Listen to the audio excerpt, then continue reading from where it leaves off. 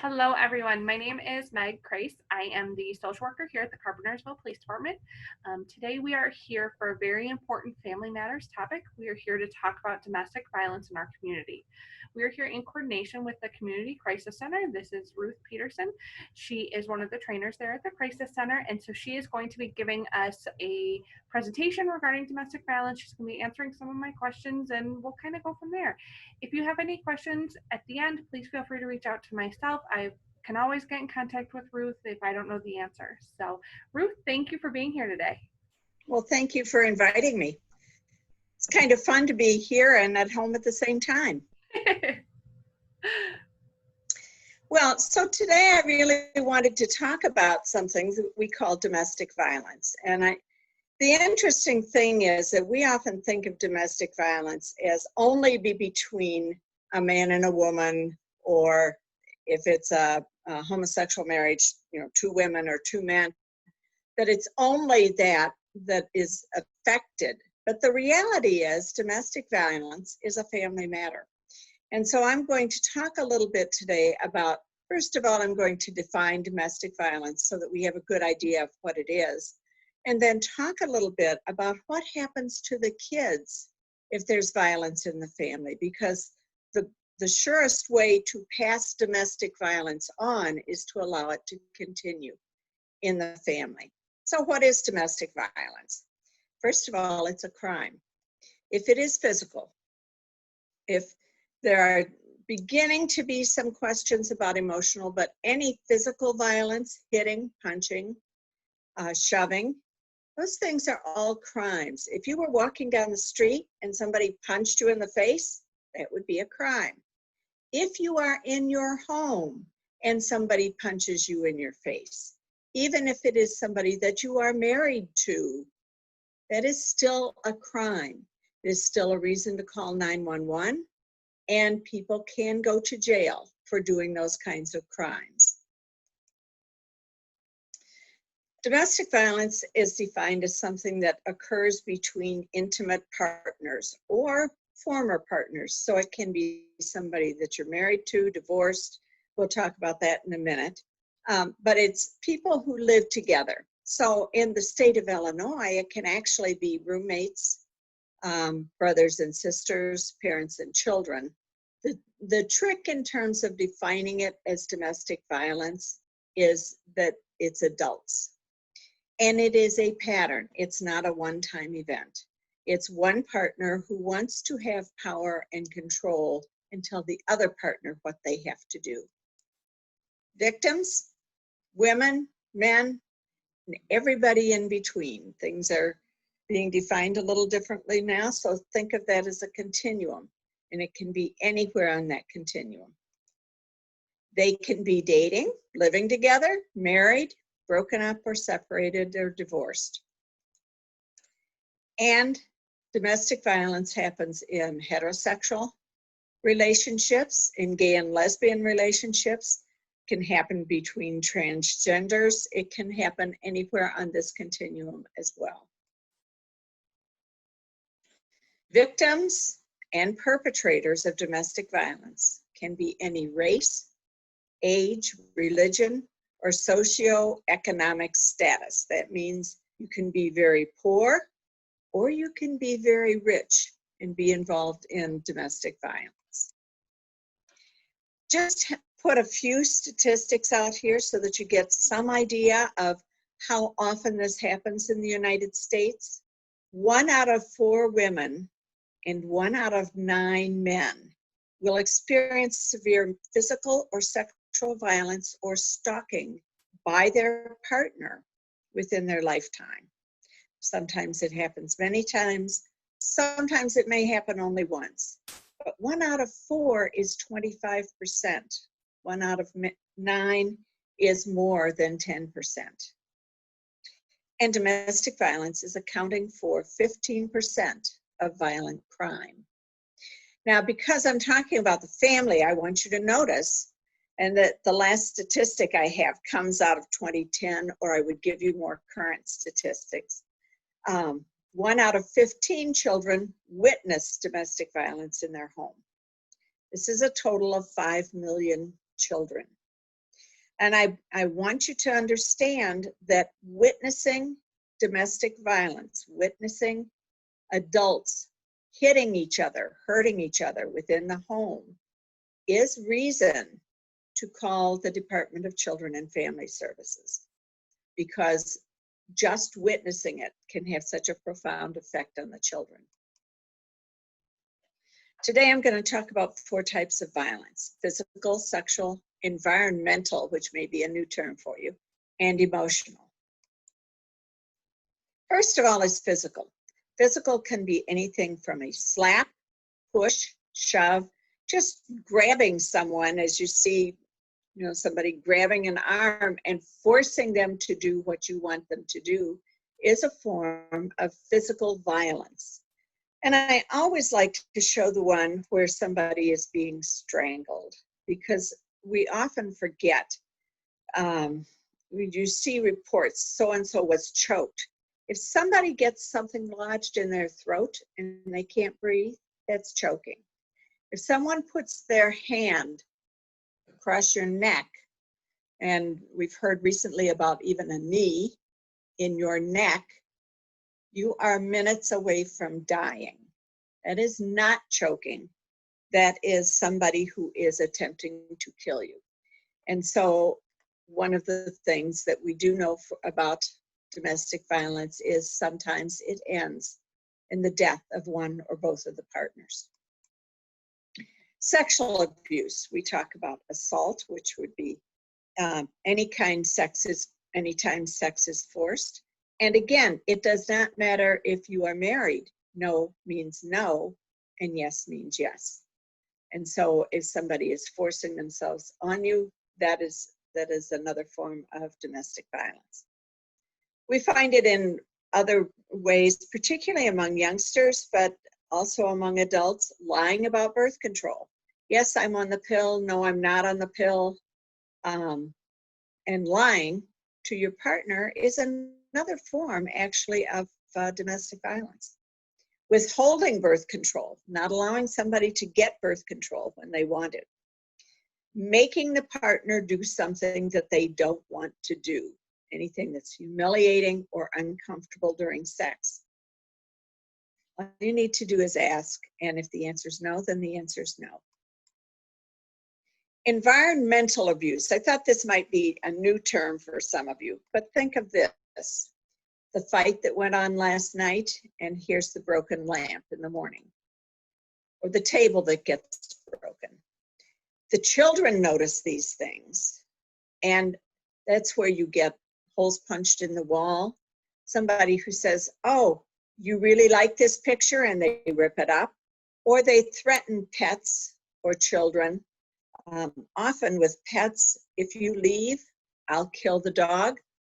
And so the state of Illinois has mandated that if somebody comes to shelter and has a pet that they need to have taken care of, there are places to take your pet.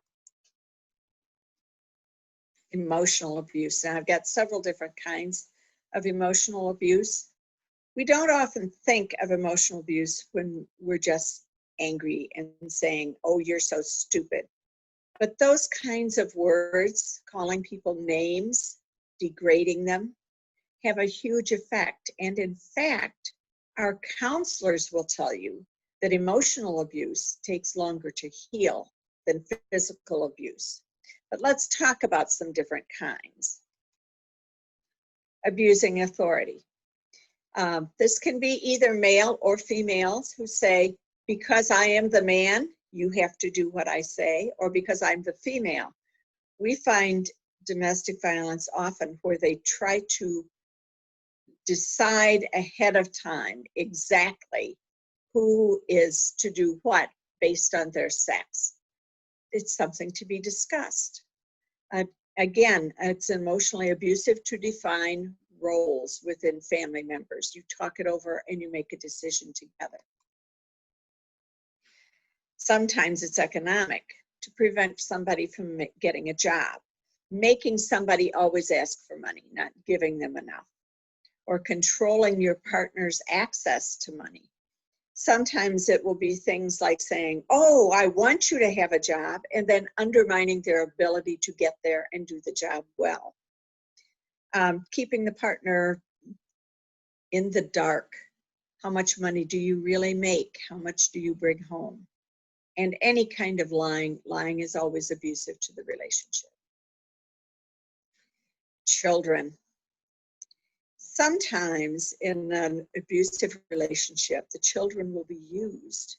And by used, I mean things like saying to the kids, you don't have to listen to your mother. She's a terrible mother. You don't have to listen to her. Or your dad's a bad dad. You don't have to listen to your father. Or to promise the kids things and then blame it on somebody else. To ask the kids to spy on the other parent. To tell all kinds of stories about the other parent. It's emotionally abusive not only to the other parent, but also to the children. Isolating, telling your partner who they can be friends with. Keeping them from visiting their family. And the stories we hear are, oh, your family doesn't like me, so we won't go, we won't participate. And what happens is that when somebody needs to reach out for help, they have lost their friendships, they've lost their family relationships because they've been isolated. And it's done purposely to do that. And then lying, denying, and blaming. It's not my fault. You didn't do what you were supposed to do, and therefore I got to hit you. And I actually had a friend who told me that her husband told her one time, I had to beat you up because you did so-and-so. Nobody ever has to beat anybody up. That is a choice that they have made. And in the end, the victim can begin to feel like they're crazy, particularly if there's a lot of lying. Sometimes we call it gaslighting or a form of brainwashing, that they lie so many times that the victim begins to believe them and then only to find out that they were lying all along. I want to go off the specifics of domestic violence and talk a little bit about something we call the dynamics of domestic violence. Because as I said at the beginning, it's not a one-time event. It's a cycle. And I'm going to start you out. I always start with this phase, the honeymoon phase, because when you get married, when you get together, things are good. You feel like everything is fine. And then something happens that makes you concerned. And generally, the victim will try to fix it. I know I can fix it. I just have to be careful about this, and I have to be careful about that, and nothing will happen. And then there's the violence. And in the beginning, it's quite often very, very easy violence. For instance, it might be name calling. It might be a little push, not much, because they are testing the waters to see what they can get away with. And after the violence, and it's not marked here, but it would come right between the violence and the honeymoon phase, there's usually an apology. I'm so sorry, I never should have done that. I'll never do it again. But the problem is, after that honeymoon, the tension starts to build up again, and the violence happens again. This is why people stay in the relationship, is because of the honeymoon phase. That and a lot of other things, and I think we'll talk about that later. But one of the reasons they stay is because they're always waiting for that honeymoon to come back. So what we do know is that the time between the violent events gets shorter, and the violence tends to get greater. So the first time, it might be months before something happens again, and the victim forgets about it and just moves on, and until it happens again 2 or 3 times, they don't think, oh my gosh, this is happening over and over. And then they begin to think about it. I said I'd talk a little bit about the kids. Sometimes kids are peeking around the corner, and when you think that whatever's going on, the kids are in bed, don't bet on it. In fact, what they have discovered is that children, even under the age of 1, begin to have changes in their physiology, changes in their ability to cope, that starts when they hear mom and dad fighting on a consistent basis. And when there is violence in the home, what are the kids learning? Hi, here's the way to solve your problems. Just sock somebody. If it's a matter of that tension and they are also feeling that tension, then they see the violence as a stress reliever. And because there is a certain amount of shame that goes with knowing that this goes on and thinking it doesn't happen in any other home, they learn to be silent about the abuse. I spend a lot of time in middle schools, and I used to do a little play where I would say to the kid, well, I heard bad things happened in your home last night, and here's who you need to talk to. That was a really clever play. However, it wasn't until I was in one of the schools and I had somebody up and we were role playing this, and the girl just looked at me and she said, no, it didn't happen. And I said, well, the police were, I'm working real hard. I'm going to get this story out, right? And I said, well, the police were in front of your house. She said, must have been the neighbors. And I realized that she was right and I was wrong. That most times kids will hide these things. They're not going to tell their friends. They're not going to tell their counselors. They're certainly not going to tell me. I'm a stranger walking in for a one-day presentation. They're not going to admit that those things happen, and so they keep those things bottled up inside, and they cause all kinds of problems. They can cause them to try to blend in the background. They can get them to hide their feelings. They can end up living in a world of make-believe, and here are some of the other things. Can you concentrate if you think somebody's maybe hurting one of your parents when you're at school? Maybe you think that if you're just really compliant and cooperative, nothing bad will happen to you.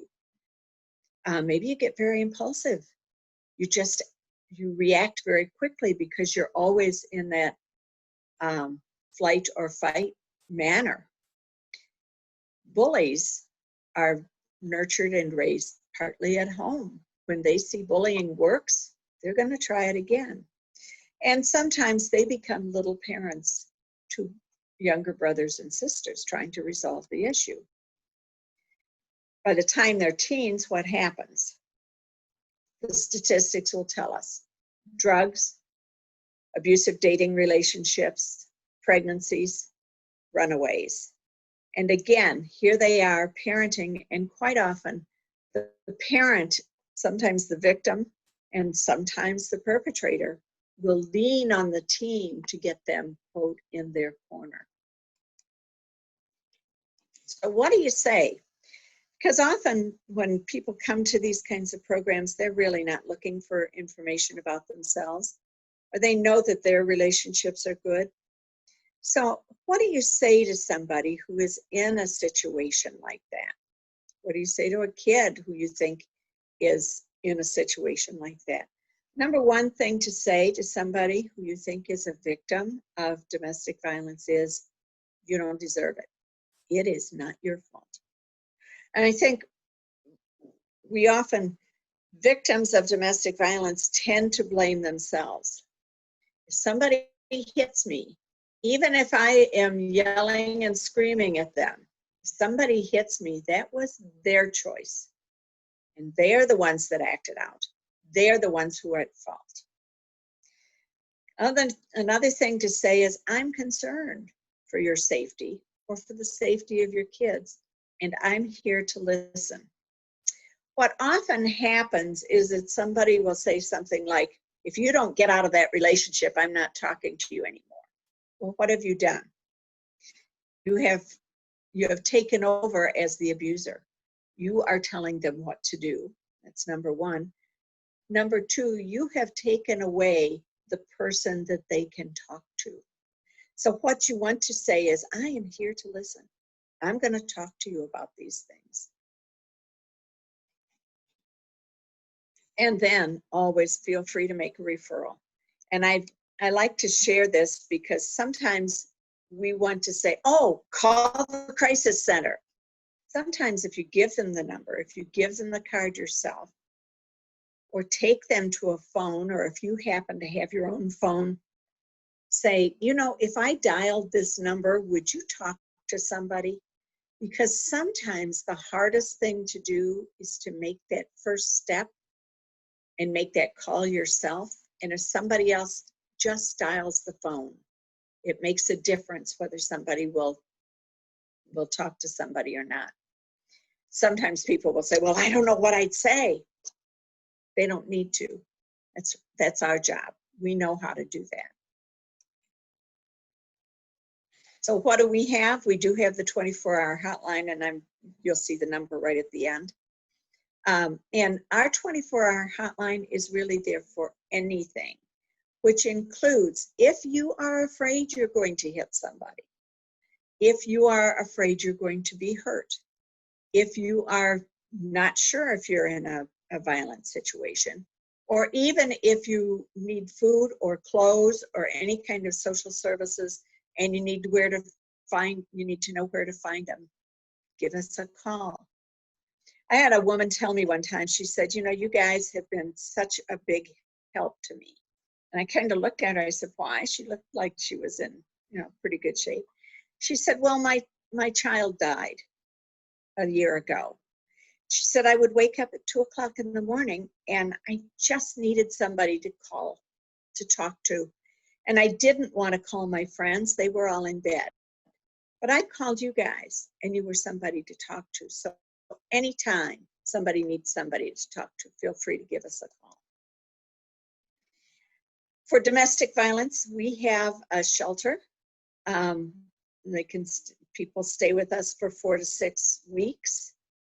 While they're there, they're working with a case manager for service plans. COVID-19, of course, has been an interesting change.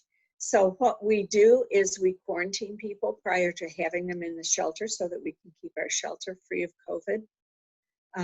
They're staying in a local area place where they are safe and well taken care of. They have food. They have everything they need there.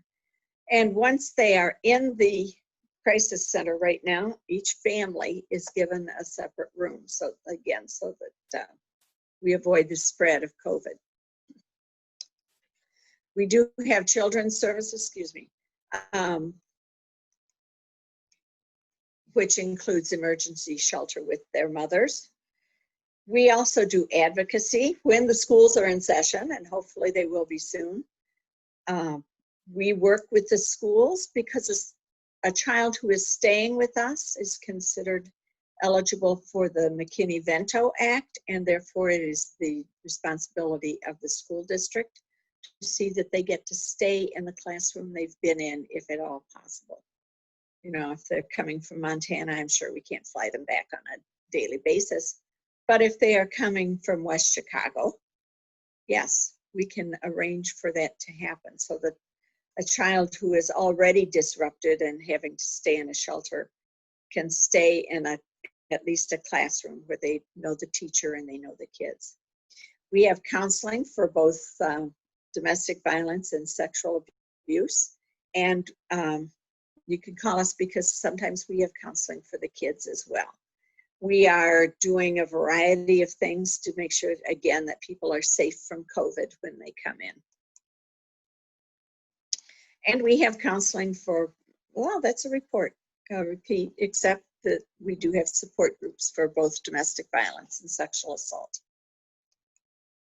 We have advocacy, which means that we show up or at least call into the hospitals right now if female or male victims of domestic violence or sexual assault come in. We tell them who we are, what we do, and reassure them that these things are not their fault.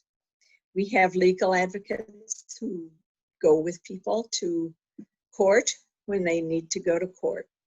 And we follow up and check in after they've been in the hospital and make sure that they're okay. This is the hotline. Sometimes we have diapers, we have food, we have a lot of just basic things, and occasionally we even have money for utilities and for rent. So call and double check with us. Do want to tell you about one other service. All the services that I've talked about so far, not this one, but all the services I've talked about so far are free of charge. This is the abuser treatment. It is not free of charge. Many times the people who come to us are court mandated. It is a 26-week treatment program. The people attend for 2 hours a night for 26, not every night, once a week for 26 weeks. It's a time for them to develop their skills to not be abusive. And they get the group of support to change their behavior. You don't have to be court mandated to attend, but you will still be charged a fee. So this is us, the Community Crisis Center, and there is our hotline number. It is the best way to contact us and know what your next step is. It's 1-847-697-2380. Questions, comments? Great. Ruth, thank you so much for all of that information. It was great. Some of the questions that I have is it only domestic violence if it happens inside our home? No, it is domestic violence if it happens between people who have a relationship. Okay. So that it can happen anywhere and still be domestic violence. The issue is the relationship between the two people involved. Okay. One of the questions that was submitted was, most of the time victims provoke their partner's violence, correct? No, actually, there are times, I think, where the victim sees the cycle and they will purposely provoke something because they know it's coming anyway. They want to get it over with. Sure. But that still does not make it right, and it still does not make it the fault of the victim. I think I said, if somebody, even if you get up in somebody's face, if they hit you, that was their choice. So, and I'll talk a little bit about the abuser program. One of the things they do is to talk about the decisions that people make that end up with them getting in jail, which is, so you had a fight and you decided to walk across the room and you decided to raise your hand and you decided to punch somebody in the jaw. That is not the decision of the victim. And the victim, let me be real clear. The victim, the person who is hit, is never at fault. I think that the next one is a question that kind of comes from a common myth that I've seen, is that it's easy for a victim to leave their abuser. So if he or she doesn't leave, it means that they like the abuse or they're exaggerating how bad it is, correct? Well, let's start with this. Anybody here like to be abused? So let's quell that myth. I think the fact that somebody doesn't leave doesn't mean that they like the abuse. What it means is that they haven't found a way to get away from the abuse.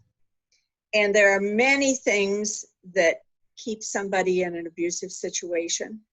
Two things that are always listed at the top of the list. One is fear of what will happen if they leave, which is why when people come to us, it is strictly confidential. So if I leave my husband, you can't call and say, oh yeah, my wife's at the crisis center.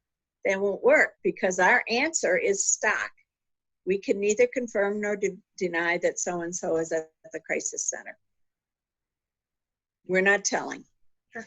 And the reason is because some people are dangerous. And so that's one, is fear. The other major reason is that's that cycle of violence. You know, last week everything was perfect. So this is just an aberration. It won't happen again. That's particularly true if somebody is newly married or newly in a relationship or dating someone and they say, oh, you know, that'll never, he promised me it would never happen again. But beyond that, if you have 3 kids and no income and you've got a dog that you're worried about, what do? Do you just walk out? There are numerous reasons why people decide to stay. People my age who can't leave because they physically can't take care of themselves. It can be a whole range of reasons, but no, people don't leave for many reasons, but it's not because they like the abuse. Sure.